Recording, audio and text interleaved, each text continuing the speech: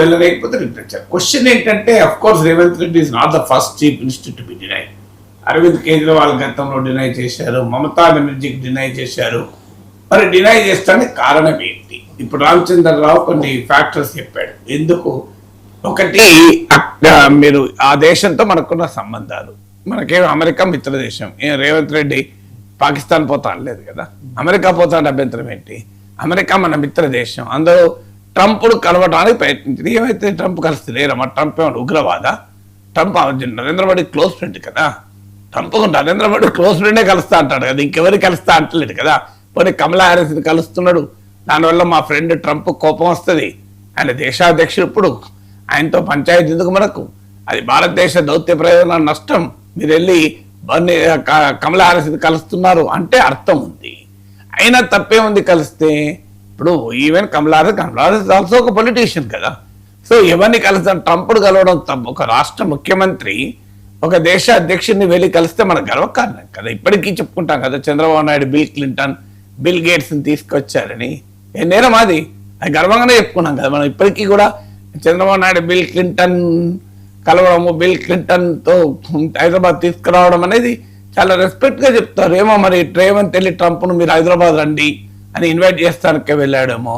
America president Hyderabad వస్తే రాష్ట్రానికి profile పెరుగుతుంది కదా. ట్రంప్ పట్ల, ట్రంప్ వైఖరుల పట్ల మనకి ఏ వ్యతిరేకతనే ఉండదు. ట్రంప్ ఎంత దుర్మార్గమైన విధానాన్ని ఉండదు. ట్రంప్ ట్రంప్ కదా, ప్రెసిడెంట్ డొనాల్డ్ జే ట్రంప్ అయినా మామూలు ట్రంప్ కాదు కదా.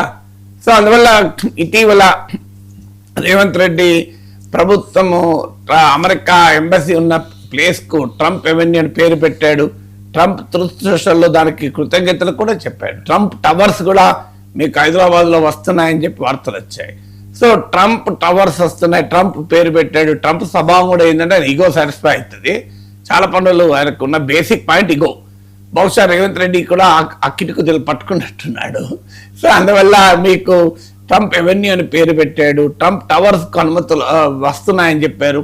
ఇప్పుడు ట్రంప్ కలిసి ఇన్వైట్ చేస్తాడు. What is wrong in it? నేను ట్రంప్ గుజరాత్కే పోవాలి, ఆ తెలంగాణ రాకూడదా? అంటే గుజరాత్కి అయితే నరేంద్ర మోడీ తీసుకెళ్లారు కదా.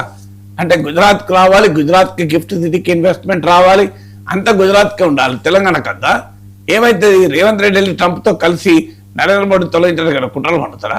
అది నిజంగా అర్థం కాని అంశం. Trump is an American Indian friend, Modi friend కదా. సో మోడీ ఫ్రెండ్ను కలుస్తున్నాడు. పోనీ రేవంత్ రెడ్డి పోయి ఏమన్నా రాహుల్ గాంధీకి పిఆర్ చేస్తాడా ట్రంప్ దగ్గర? తెలంగాణ ముఖ్యమంత్రి అమెరికా అధ్యక్షుడు కలిస్తే సీక్రెట్గా ఉంటుందా? రహస్యంగా ఇద్దరిపై వైట్ హౌస్లో యాంటోనీలో కూర్చొని చర్చించుకుంటారా? అందరు ముందరే చర్చిస్తారు, అఫీషియల్స్ అందరు ఉంటారు. మీకు ఈవెన్ ఒకవేళ ట్రంప్ పర్మిషన్ అడిగితే కేంద్ర ప్రభుత్వాన్ని, భారత ప్రభుత్వం సంప్రదించకుండా అమెరికా అధ్యక్ష కార్యాలయం ఒక రాష్ట్ర ముఖ్యమంత్రికి అనుమతి కూడా ఇవ్వదు. వీళ్ళేమి భయపడాల్సిన అవసరం లేదు. ఓకే, జేడీ వ్యాన్స్ కలుస్తాడు, ఏముంది తప్పేంటి? తెలుగింటి అల్లుడైనా ఏం కలుస్తాడు? నేను నేరమా జేడీ వ్యాన్స్ కలిస్తే? సో నాకు నిజంగా అర్థం కాని అంశం. బహుశా నాకు ఇంకా అనుమానం ఏంటంటే జోహర్ మమ్దానీని కలుస్తున్నాడని భయం ఉండొచ్చు. ఎందుకంటే జోహర్ మమ్దానీ ఇవాళ ట్రంప్కు ఛాలెంజర్గా మారాడు. ట్రంప్కు భారతీయ జనతా పార్టీ పూర్తి మద్దతు, ఓవర్సీస్ బీజేపీ ఎన్నికల్లో కూడా ప్రచారం చేసింది, మోడీ మద్దతు. సో ట్రంప్కి ఇవాళ కౌంటర్గా జోహర్ మమ్దానీ ఎంటర్ అయ్యాడు. మీకు డెమోక్రటిక్ సోషలిస్టులు హవా నడుస్తుంది ఇప్పుడు అనేక రాష్ట్రాల్లో. బహుశా మరి బర్నీ శాండర్స్ని కలుస్తా అనుకున్నాడో రేవంత్ జోహర్ మమ్దాన్ని కలిస్తే సెన్సేషనల్ అవుతాయి. New York mayor. సో న్యూయార్క్ నగరానికి హైదరాబాద్ నగరానికి మధ్య ఏదైనా రిలేషన్షిప్ కొరకు వర్కౌట్ చేశారు మంచిదే కదా. దేశాల మధ్యనే రిలేషన్షిప్ కాదు, నగరాల మధ్య కూడా రిలేషన్షిప్ ఉంటుంది, నగరాల మధ్య కూడా అండర్స్టాండింగ్ ఉంటుంది. ఎంత ఒకవేళ ఇలా ఫ్యూచర్ సిటీ నిర్మాణం కావాలనుకుంటున్నారు, ప్రపంచంలో న్యూయార్క్ మించే నగరం ఏమైనా ఉందో నాకు చెప్పండి. వరల్డ్స్ గ్రేటెస్ట్ సిటీగా న్యూయార్క్ కదా, వరల్డ్స్ రిచెస్ట్ సిటీ కదా న్యూయార్క్. జీడిపి అనేక దేశాల జీడిపి కన్నా ఎక్కువ. జోహర్ మమ్దానీని కలిసి న్యూయార్క్ హైదరాబాద్ల మధ్య ఓ అగ్రిమెంట్ కుదురుతుంది. అది అడ్వాంటేజ్ కదా. తెలంగాణ డెవలప్మెంట్ అయితే అది అభ్యంతరం పెట్టడం నిజంగా అర్థం కాదు భారతీయ జనతా పార్టీకి. అదే గుజరాత్ ముఖ్యమంత్రి పోతే అనుమతులు వెంటనే ఇస్తారు కదా. మరి మీకు అంటే ట్రంప్ అమెరికన్ ఇన్వెస్ట్మెంట్ హైదరాబాద్ రావద్దు, ఓన్లీ అహ్మదాబాద్ రావాలా, గిఫ్ట్ సిటీకే పోవాలా, తెలంగాణకు రావద్దు, ఓన్లీ గుజరాత్కే పోవాలా? నాకు అర్థం కాదు. సో ఇది ఎక్కడ రాజకత్వం? ఒక రాష్ట్ర ముఖ్యమంత్రి, ఇప్పుడు ప్రధానమంత్రి అపాయింట్ చేసిన క్లర్క్ కాదు చీఫ్ మినిస్టర్, ప్రధానమంత్రి నియమించిన ఆఫీసర్ కాదు, అర్థం కావాల్సింది. Is the chief minister. ఇప్పుడు చీఫ్ సెక్రటరీ సీఎంకు చెప్పకుండా వెళ్ళాడు అనుకుందాం, కేబినెట్ సెక్రటరీ మోడీకి చెప్పకుండా వెళ్తే తప్పు. Chief minister is an elected leader. ప్రధానమంత్రిని ఈ దేశం ఎట్లా ఎన్నుకుంటుందో ముఖ్యమంత్రి కూడా అట్లా ఎన్నుకుంటుంది. సో ముఖ్యమంత్రిని తక్కువనా ఎందుకు? నేను ఇవాళ కాదు చెప్పేది, నరేంద్ర మోడీకి అమెరికా ప్రభుత్వం వీసా, గుజరాత్ ముఖ్యమంత్రిగా నరేంద్ర మోడీ ఉన్న రోజుల్లో నరేంద్ర మోడీకి వీసా డినై చేస్తే ఆ రోజు కూడా ఖండించాడు. అమెరికా ఎవరు చెప్పేది మా నరేంద్ర మోడీ మంచోడా చెడ్డాడో, మాకేముంటే మేము కొట్లాడుకుంటాం. 2002 కమ్యూనల్ రైట్స్ తర్వాత గుజరాత్ ముఖ్యమంత్రిగా ఉన్న నరేంద్ర మోడీ అమెరికా పోతాను, అమెరికా వీసా రిజెక్ట్ చేసింది. అప్పుడు నేను గట్టిగా ఆరో టీవీ ఛానల్లో వాదించాను, నరేంద్ర మోడీ పైన ఏదైనా పంచాయతీ ఉంటే మేము అది మా కోర్టుల్లో తేల్చుకుంటాం, మా పార్లమెంట్లో తేల్చుకుంటాం, మా పొలిటికల్ ప్రాసెస్లో తేల్చుకుంటాం, కానీ మా దేశంలో ప్రజలెన్నుకున్న ముఖ్యమంత్రిని మీరు గౌరవించాల్సిందే అని వాదించాం. అదేవిధంగా ఇప్పుడు కూడా ఒకటే విధానం. మీరు రేవంత్ రెడ్డి కాంగ్రెస్ ముఖ్యమంత్రి, బీజేపీ ముఖ్యమంత్రి కాదు, రేవంత్ రెడ్డి తెలంగాణ ముఖ్యమంత్రి, మర్చిపోకూడదు. తెలంగాణ ప్రజల ఓట్లతో గెలిచిన ముఖ్యమంత్రి. సో ఆయన వెళ్ళి జౌరన్ మమ్దాని అమెరికాలో ఉన్న ఖైదీ కాదు కదా, అమెరికాలో కన్విక్టెడ్ ప్రిజనర్ కాదు జౌరన్ మమ్దాని. జౌరన్ మమ్దాని అక్కడ న్యూయార్క్ ప్రజలు ఎన్నుకున్న మేయర్. ఇప్పుడు అమెరికా రాజ్యాంగం గుర్తించిన ప్రక్రియలో మొహేరయ్యారు. జౌరన్ మమ్దాని వెళ్ళి డొనాల్డ్ ట్రంప్ కూడా కలిశాడు. నేను రేవంత్ రెడ్డి జౌరన్ మమ్దాని కలిస్తే తప్పేంటి? సో జౌరన్ మమ్దాని ఇది బిట్టర్ క్రిటిక్ ఆఫ్ మోడీ కనుక వీళ్ళకేమైనా టెన్షన్ ఉందనుకోండి, ఏమవుతుంది దాన్ని ఖండించవచ్చు. మీరు విదేశీ గడ్డ పైన మన ప్రధానమంత్రి పైన ఎందుకు నెగిటివ్ కామెంట్ చేశారని కావాలంటే అనొచ్చు కదా. ఇద్దరికి అన్నారు కదా రాహుల్ గాంధీ విషయంలో. ఇక రామచంద్రరావు చెప్పింది ఇంకోటి ఏంటి, అక్కడ పిలిచిన వాళ్ళు ఎవరైతే ఏంది, ఎవరు పిలుస్తారు? అమెరికాలో ఉన్న ఏమన్నా అండర్ గ్రౌండ్ ఎలిమెంట్స్ పిలుస్తాయా? తెలంగాణ ముఖ్యమంత్రి పిలిస్తే తెలంగాణ తెలంగాణలో మీటింగ్ పెడతారు. ఇండియన్ ఓవర్సీస్ కాంగ్రెస్ మీటింగ్ పెట్టింది. ఇంకో ఇన్ఫర్మేషన్ ఏంటంటే అమెరికాలో ఉన్న అనేక నగరాల నుంచి ఇండియన్ ఓవర్సీస్ కాంగ్రెస్ మీటింగ్కు రేవంత్ రెడ్డి మీటింగ్కి హాజరవుతున్నారు అని. అది బహుశా బీజేపీకి నచ్చినట్టు, ఎందుకంటే ఆ పని మోడీ ఒక్కరే చేయాలి అని. ఎందుకంటే ఇండియన్ డయాస్పరా మీటింగ్స్ వేరే వాళ్ళు పెట్టుకోవడానికి బీజేపీ బహుశా సహించదనుకుంటాను. ఎందుకంటే నరేంద్ర మోడీ ఎక్కడ పోయినా ఇండియన్ డయాస్పరా మీటింగ్ పెడతారు, అది మా ప్రెరగేటివ్. మీరు రేవంత్ రెడ్డి ఎట్లా పెడతారు? అవునయ్యా, మీరు ఓవర్సీస్ బీజేపీ నడిపినట్టు వాళ్ళు ఇండియన్ ఓవర్సీస్ కాంగ్రెస్ నడుపుతుంది, తప్పేంటి? ఇండియన్ ఓవర్సీస్ ఇప్పుడు నరేంద్ర మోడీ ఇండియన్ డయాస్పరా మీటింగ్లో మాట్లాడితే తప్పలేదు, రేవంత్ రెడ్డి మాట్లాడితే తప్ప?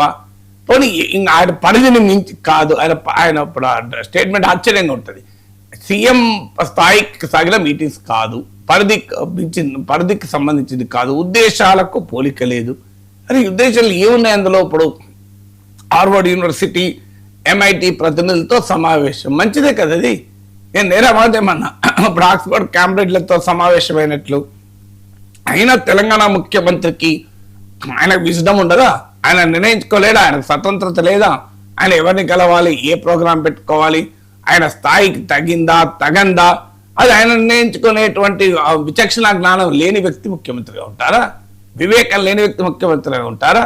ఆయనకి ఈ దేశంలో ప్రధానమంత్రి చెప్పిన చోటుకి వెళ్ళాలి, ప్రధానమంత్రి కలవన్న వాళ్ళే కలవాలి, ప్రధానమంత్రి మాట్లాడమన్నదే మాట్లాడాలంటే ఎట్లా రాజకీయం అవుతుంది? ఒక రాష్ట్ర ప్రజలు ఎన్నుకున్న ముఖ్యమంత్రి హక్కులు ఉండవా?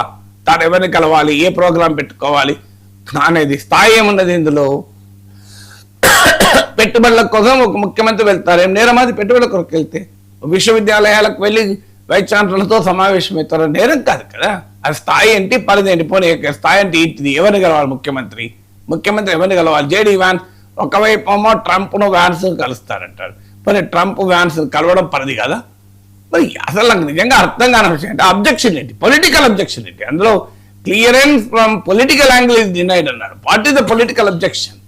అసలు ఒక ముఖ్యమంత్రి అంటే ప్రతిపక్ష పాలిత ముఖ్యమంత్రులు పెట్టుబడులు తెచ్చుకోకూడదు, ప్రతిపక్ష పాలిత ముఖ్యమంత్రులు విదేశీ సహకారాన్ని తెచ్చుకోకూడదు, ఓన్లీ బీజేపీ పాలిత రాష్ట్రాలకే వెళ్ళాలి.